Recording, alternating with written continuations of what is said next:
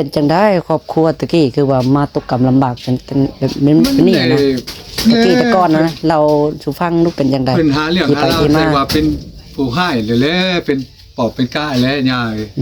แล้วก็เลยพากันไล่นี้โดยแล้วก็หุ้มหอบลงมาก็อยู่พี่แหละดูตะมุเอวนี่แหละเดี๋ยวมาเบิ่งเวียกก่อนซะทางทีมงานกำลังสิฟังละคั่วปอดโตเบาลิก็ได้เนาะทางนั้นก็บ่ได้น้อยได้พี่น้องเอ้ยเนาะจวดจาดขนาดเอาสบายดีอะแปะสวัสดียังคานี่บ่ได้เด้เนาะปลาบ่ได้เด้รุ่นนี้เนาะขอเบิ่งหน่อยเด้อสบายดีบ่บอสสบายดีท่านนี่โอ้กำลังเทวะแน่กำลังแต่เช้าบ่ได้เทกันบ่สิว่ากำลังจังเนาะเอาแต่จะเช้าติสูตรเทมันอาศัยน้ำหน่อยเดี๋ยวนี้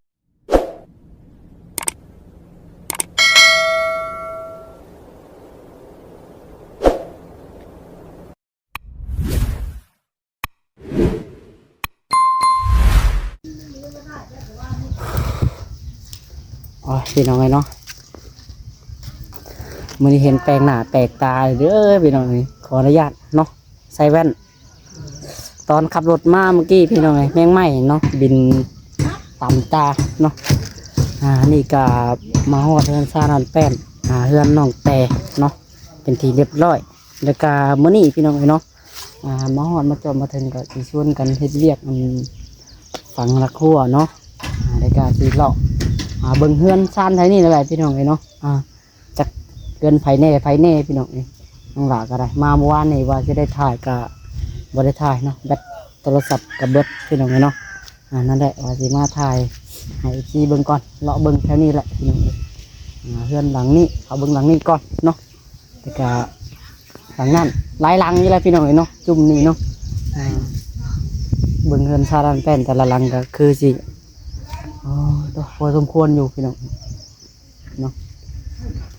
กับว่าเพื่อนน้องแต่กับกำลังสร้างท่านนึงก็ได้เนาะหลังงามต้องอยู่บัดหลังนี่ก็กำลังพี่น้องเลยจากประเทศยังไงเนาะจากเพื่อนไผ่พี่น้องเดี๋ยวจะขับไปทักทายดินก่อนเนาะเอาจังไรก็ได้เดี๋ยวเจ็บตาพี่น้องเอ้ยปวดแฟนมาได้โอ้ยไม่ได้น้ำตาไหลอยู่โคบอยู่เนาะอันนี้ก็ได้เอาอย่างไรก็เดี๋ยวไปเบิ่งบรรยากาศนำกันพี่น้องการที่เบียร์เห็นงานเนาะแล้วก็สิมาสัมภาษณ์เบิ่งเฮือนซ่านแถวนี้แหละพี่น้องเอ้ยจะจันได้อยู่จันได้เนาะคือว่ามาตกกรรมลำบากมาเส้นนี้พี่น้องเอ้ยเนาะเบิ่งเฮือนซ่านก็สิทรหดพอสมควรอยู่หรอกเนาะเบิ่งแต่ละหลังพี่น้องมีแต่กระตูกมีแต่อันนี้เนาะเอาอะไรกันเดียวฝากเป็นกำลังใจทางน้องหลาคือเก่าเนาะกดไลค์กดแชร์พี่น้องกดติดตามเนาะเพื่อเป็นกำลังใจน้องหลาถ่ายคลิปต่อไปพี่น้องไปเดี๋ยวไปดูบรรยากาศน้ำกันวันนี้พี่น้องเนาะน้องแต่เพิ่นมาแต่ซื้อน้ำบ่มาแต่ซื้อน้ำกินพี่น้องเลยโอ้ยเดี๋ยวมาทักทายบนทางพอก่อนเพิ่นเจ็ดตัวไรพี่น้องมื้อนี้เข้าผ่านสลากาแล้วละได้เนาะโอ้เจ็บตายแล้วพี่น้องไอ้น้องนี่เก็บทรงอยู่เอาสบายดีทั้งพ่อสบายดีจังได้เช็ดตัวใดแน่มื้อนี้บ่ฟังละหัวฟังละหัวดินคือเจิดไปสิวะดินมันเจิดมาแบบนี้บ่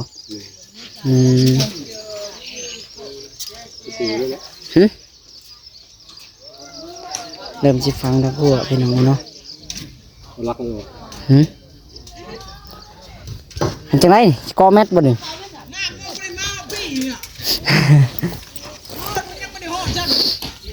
โอ้ยถ่ายคลิปน้ำปลาไหลน้ำเป็นอะไรเด้บาด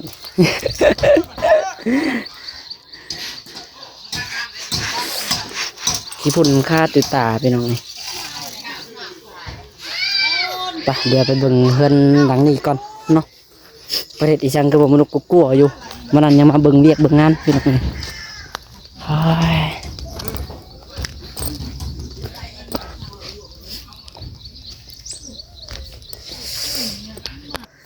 พี่น้องนี่ขอข่าวเบิ่งหน่อยเด้อเฮือนนี่เด้อ พี่น้องนี่บ่ก็เห็นมียังลูกกัวอยู่โยโยโยเห็นว่าอยู่ใกล้พี่น้องนี่จะเข้ามาเบิ่งเอาสบายดีสบายดี สวัสดี มาเล่นมาเบิ่งพี่น้องนี่เนาะเพื่อนนั่นไผหลังเฮือนเจ้าเองบ่ โดย อันชื่อจังไดก็ ชื่อปะปัน ปาปัน โดย อ๋อเฮือนปาปันพี่น้องเนาะนี่ก็เห็นพี่น้องเลยมาแวะเวียนเบิ่งจังได้เนาะอยู่จังไดกินจังได้อันนี้เดินทางนั้นแป้น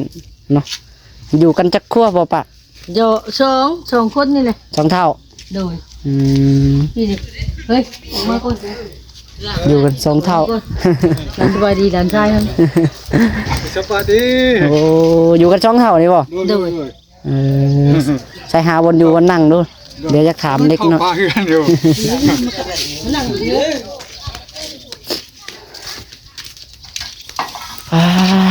ยังเข้าพากันไปแล้วอยู่ กำลังเข่าผาบ่ ด้วย อันนี้ขออนุญาต ปดหัวไว้ก่อน โดยเป็นยังอยู่กันสองเท่าติ ด้วย ได้พากันยังได้ยันอีหยังกินเช้านี่ มือเท่านี้อัน แม่น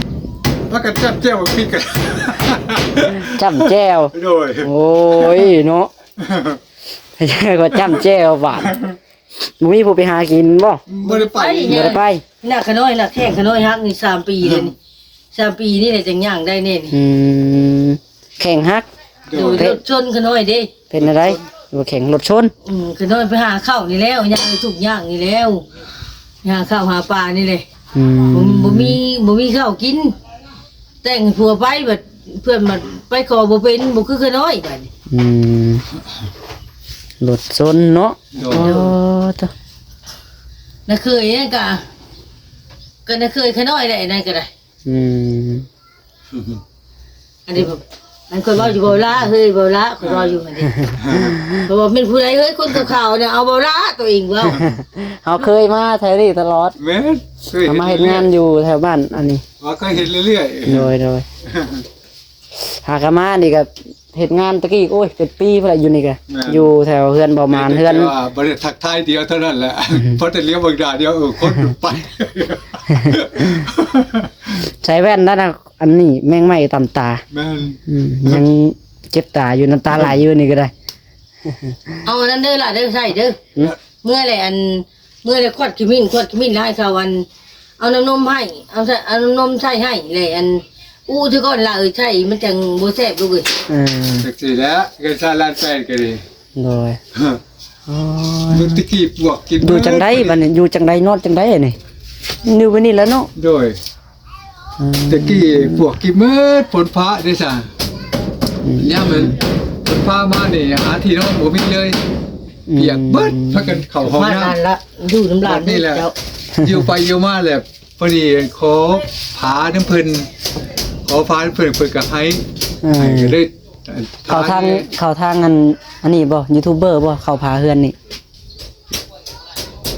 เพิ่ เพิ่นช่วยเหลือบ่เพิ่นซื้อให้บ่ แม่น โอ้เข้ามาทางช่องไผ โดย เบายังซื้อมาให้ บ่นี่บ่วัด บอกดี บ่บอสเบาลี่ ว่าผู้ใหญ่เพิ่นช่วยว่า ถ้าผู้ใหญ่ได้บ่ พดบ่ได้พดแห้งไห้ตื่ม นี่แหละ ฮะจังว่าเด้อ มีแห้งเลยแล้ววันนี้ยายได้เข้าพาเรือนเลย โดย มีแต่เนี่ย เข้ากับพายสร้างว่าน่ะโอ้ โอ้ลูกผักเพิ่นมาขอเป็นลูกผักเรือนนั่นแหละ นี่ก็ว่ะ เป็นจังได้ครอบครัวตะกี้คือว่ามาตกกำลำบากเป็นแบบเป็นนี่นะตะกี้แต่ก่อนนะเราสูฟังลูกเป็นจังได เพิ่นหาเรื่องหา ที่ ราว ที่ ใส่ มา ว่าเป็นผู้ให้เลยแหละเป็นปอบเป็นก้าแล้วยาย แล้วก็เลยพากั อะไรนี้ โดย แล้วก็หุ้มหอบลงมาก็อยู่พี่แหละดูตรงมือเอวนี่แหละ โดย ไม่อยาก อ่า แล้วก็มาอยู่ตรงมือเอวนี้เพิ่นก็หับเอาสาธุสถานอันนี้ก็ดีเพิ่นหับเอาจับเจือย้อนว่า ทำเอาตะกี้ก็อยู่จังได้เสยตะกี้อ อยู่ ยู่พุ่นแหละอยู่อันปานนั้นเพิ่นทันพุ่นแหละ อันแบบว่ามาอยู่นี่แหละนะอาศัยอยู่ใส่นอนอยู่ใส่ซะแบบมาน อนเฮือนฮักบ่ล่ะนอนเฮือนฮักก่อนสิเล่าสิฟัง ทำมิดเลย ทั้งก่อนสิเล่าสิฟังผัวน่ะเว้ายุบยิบอันค่อยนั่นนอนเฮือนฮักอันค่อยนั่นบ่มีบ่อนอยู่บ่อนเช้าบ่มีบ่อนอยู่บ่อนเช้าข้าวน้ำกินบ่มีอยู่ประจำทุกอยู่ประจำนั่งนี่แล้วไปเลยมือมันตูมช่วยกูขอแน่ข้าวกินนั้นกูบ่มีข้าวกินหลานน้อยหน่อยนึงก็มาต้มชูกันกินกับผัวนั่นก็นั้นก็สิเล่าสิเจ้าฟังนำบ่ละหากค่อยน่ะบ่ได้ไปเฮือนเจ้าน่ะค่อยอยู่จักอยู่สิได้เฮือนบ่ละก็ได้หาก็บ่เห็นเฮือนบ่ละก็ได้ บ้านเราอยู่บ้านพลสว่างบ้านเราบ่แม่นมาตูมได้คนพลสว่าง คนพูดจะว่ากับบูดหมู่พวกนั้นอันอีไล่ตายห่านั่นก็จักมันตายอยู่ใส่พุ่นจัก เอาพี่น้องเนาะ บ๊ายบายบ่อยากว่าหลายยาย โดย ใส่ละเนาะเฮ็ดเรียนเก่งแท้ ครอบครัวเป็นกระไรเป็นค่อนข้างสิอันนี้อยู่เนาะ โดย แล้วตอนนี้ได้ข้าวน้ำจำปาพอมีอยู่มีกินอยู่บ่ พอมันเพิ่นผู้ใหญ่ซื้อมาให้แต่ว่าถ้าว่า ยังอยู่แต่ว่าเนาะ โดยถ้าว่าพอเป็นไปได้ก็จะขอตะไผนะไผดีเที่ยวนะเดี๋ยวนี้ไผดีเที่ยว ยังบ่มีไฟบ่ มีแต่ว่าบ่หุ่งก็คือมายากจะขออีกดอกหนึงอะนะ ดอกไฟดอกไฟ หน้าบ้านนี่ขอดอกหนึง หน่วยไฟโซลาร์เซลล์ โดยก็บ่หลายดอกก็ดอกหนึง300,000นึงอะแต่มันเฮ็ดได้บ่มีเงินนี่แล้วยาย โดยเนาะ สิช่วยอะนะตอบขันต่อไปอะนะ โดย ยังคอยดอกไผ่นี่แหละดอกเดียวบ่ขอหลาย อันขออนุญาตถามพ่อตู้นี่ชื่อเจนิ่งน้ำจังได๋ วันไส ชื่อพ่อตู้หยังวันไซ โดย วันไซ โดย โอ้พอตูวันไส้เพิ่นพี่น้อยเนาะ โดย แล้วก็ปรับปันเนาะเอาจังไดก็สู้ๆเนาะทั้งนั้นก็สู้ๆเป็นกำลังใจให้คือเก่าพี่น้อง โดยสู้ๆเดี๋ยวไปเบิ่งเวียกงานทางพุ่นก่อนเด้อ โดยไปฟังแล้วกูให้นะข้าน้องแต่เพิ่น โดย มาเฮ็ดงานนี่ก็ได้ เลยมาเลาะถ่ายคลิปเลาะไปพี่น้องเลย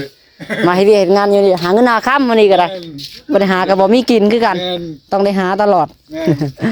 ขาดหาก็ขาดได้กิน แม่นขาดงานคือขาดเงินเลยได้ต้องได้หาตลอดซาพี่น้องเนาะมาเลาะลินเบิ่งเท่านี้ เดี๋ยวมาเบิ่งเวียกก่อนซะทางทีมงานกำลังสิฟังละคั่วปอดโตเบาลีก็ได้เนาะทางนั้นก็บ่ได้น้อยได้พี่น้องเลยเนาะจวดจาดขนาดเอาสบายดีอะแปะ สวัสดียังคานี่ บ่ได้เด้เนาะปลาบ่ได้เด้รุ่นนี้เนาะคาบได้พี่น้องเลยเนาะ ดีเพิ่นว่าเพิ่นอยากอายเลย ย้อนไม่ได้ บ่อายได้เนาะไว้เฉยอายเข้า YouTube มาเท่าไรปีเนาะแปะโอ้ยนั่นบ่แปะสิอายน้ำวะ ฮะ โอเคโอเคไม่แล้วบ่สุเปียกแล้ว นิ่งแล้ว กำลังนิ่งเพียกจับระดับพี่น้องเลย ชุมพรรักเลยเอาลงนี่ชุมพรรักเลย ให้ทำผสมกำลังพี่น้องจับระดับ ก็เตะมาโลดเตะมาแน่ขี่ด้วยขับไปได้ขับไปได้ นาทีตัวเองนะย่างไปบุญย่อมย่างเนาะ โบเลยจ้าอะไร บ่ยำย่างเลยเนาะ ไปเล่าน่ะ ใส่ดาแป้เลยจังไรหัวหน้าสบายดีน้องเกศทองสบายดีน้องแต่ เป็นอะไรนี่คือใส่แว่นดำโมเห็นหน้าเห็นตา ให้แอคโลนะเห็นว่าก็ได้ ยอกเจ็บตาแมงไม่ตำตาเมื่อกี้นะขับรถมากินแล้วบ่เข่ามันยันว่าเนาะเอาคือเมื่อวานนี่บ่ได้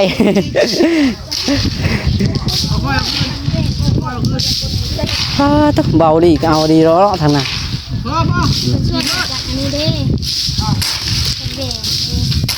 ง จักแดนวะ หน่วยหนึ่งแล้วเนาะหน่วยสองอยู่บ่ดินทรายก็ดินกาด พอแห้งอยู่เนาะอยากเติบอยู่ซะ จับ บ่ที่หมัดอันนั้นด้วย คนดินว่าทางนั้นใช้ดินมันตะขาได้ดินตั้งแต่คันนี้บ่พอตรงกลางเลย มาตรฐาน ฮะตัวนี้บ่ แมน พอกลัวหมดเลยใช่เนาะดินทั้งอัน มองเลย ปลาแก้วบนมีแต่ลมเพื่อนซื้อนี่เนาะทางว่าเป็นยังไงตามที่เบิ่งนี่ได้ดินของปลาแก้วเพิ่นไม่แต่ลมเพื่อนซื้อเนาะอันนี้ดินน้องแต่พี่น้อง จับมาบนนั่นแหละบนหัวหมัดไปลงถูกพวกเอาลงมาเด้อเอาลงพออันนั้นผูกเชือกเลยป่ะ อืม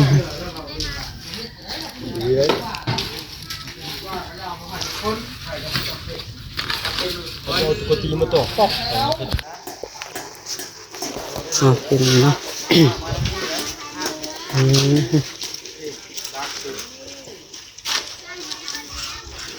อยากส่วนเติมหนึ่งอยู่เนาะบ่บอสขี้ดินพี่น้องท่านั้นกำลังเคบ่โอ้เดี๋ยวเบิ่งถ้าทีมงานพี่ก่อนพี่น้อง เฮียแห้ง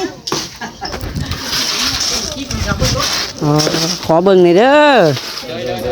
สบายดีบ่บอสสบายดีท่านนี้โอ้กำลังเทวะ แน่กำลัง โอ้ แต่เช้าแล้วเทกันเลย บ่สิว่ากำลังจังเนาะเอาแต่เช้าๆติ สูตรเทมันอาศัย น้ำลอยน้ำ น้ำหน่อยแบบนี้ได้ โอ้ได้ท่านนี้ก็ได้โอเคแล้ว เป็นหัวได้ทั้งนั้น แม่นเป็นว่าสิพังหัวบ่งานเร่งเด้ แต่หนุ่มบอยเห็นยังนะได้น้ำขวดใหญ่ได้หนุ่มบอยโอ้ บ่แห้งอยู่เนาะเทก็ได้เนาะ อยากเติมหนึงอยู่เนาะว่าสร้างเพิ่นสิเทแล้วก็ได้มันบ่มีน้ำนี่แหละสูบเอาบ่แห้งนี่เนาะเมื่อยบ่มีฟืนมีไฟนี่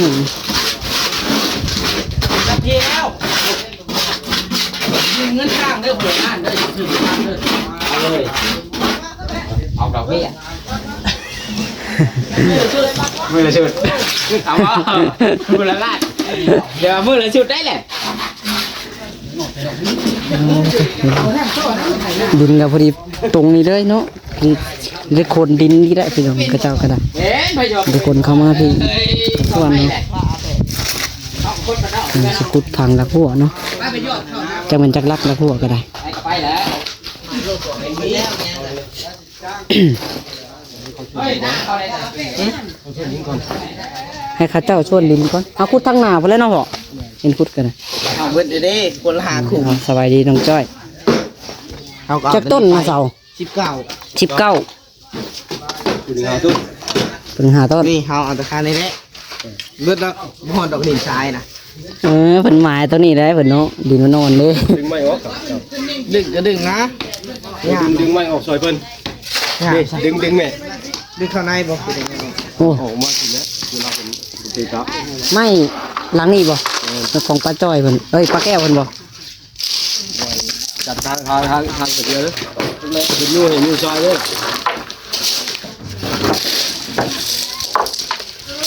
ได้จัดจ้อยเอ้ยเห็นว่าแกออกอะไรฮะ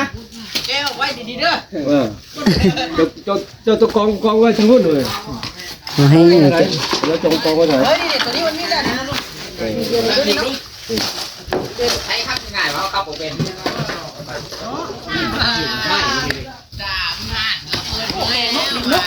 โอ้ มันเติบอยู่ไรอ่ะปุกเลย ไรมันเติมมันยังได้ดิน ฝนบ่ตกแถวนี้เนาะ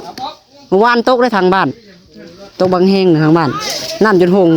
ไหลทางแถวบ้านนงหลาฝนตกได้พี่น้องเมื่อวานแถวนี้มากับบ่มีฝน คอยว่าดิย้อนแข็งเนาะย้อนยืด รถเขาเหยียบอยู่เนาะแจ๊บแล้วดิน มาบอดบ้าเอารถวิโก้มาเหยียบ เอาเลยมันละแข่งว่า แม่งเลย ไปบึ้งแล้วก็หลายคนอยู่เนาะ โทษแต่ค่อยผู้เดียวกันเลย จักรถไฟรถยาดิ มันจอดไว้นอกป่ะนี่ หน้ารถค่อยนี่โก้อันสีแดงอันนี้เหรอ ข้อสันตัวนี้ตัวนี้ข้อสัน ไม่พอยาวตัวนี้เนาะ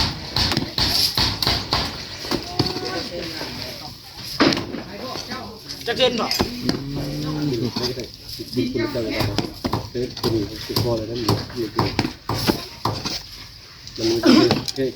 ขวานะคนไอ้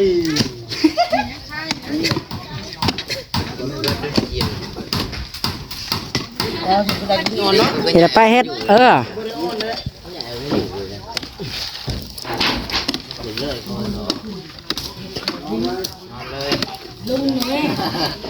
เขานี่แหละพูดถึงเลย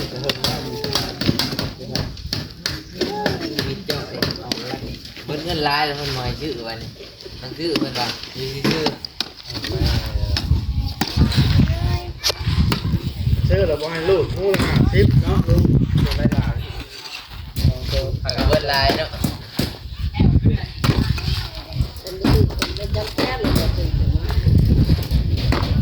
กำลังผ่านขุด หลาเอ้ย เอาเลย ถ่ายได้ยัน ร้อนบ่ จุกร้อน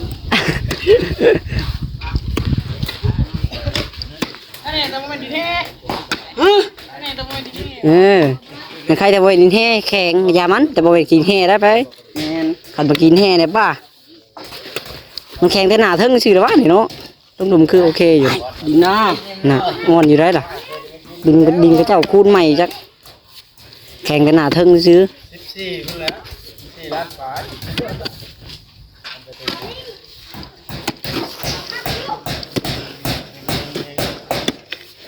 เป็นละซื้อหรือละเรา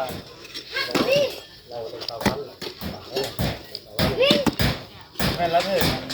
ควายนะก็แล้วเยอะเราผัดเยอะเราผัดเป็นป่วย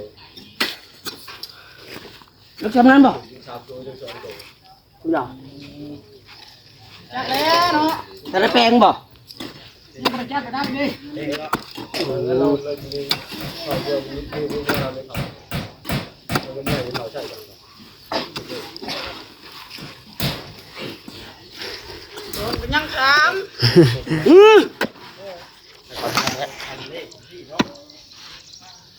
เยอะยังวะอ๋อวันเอาเพิ่นเงินลายเลยมีโกงพันเลย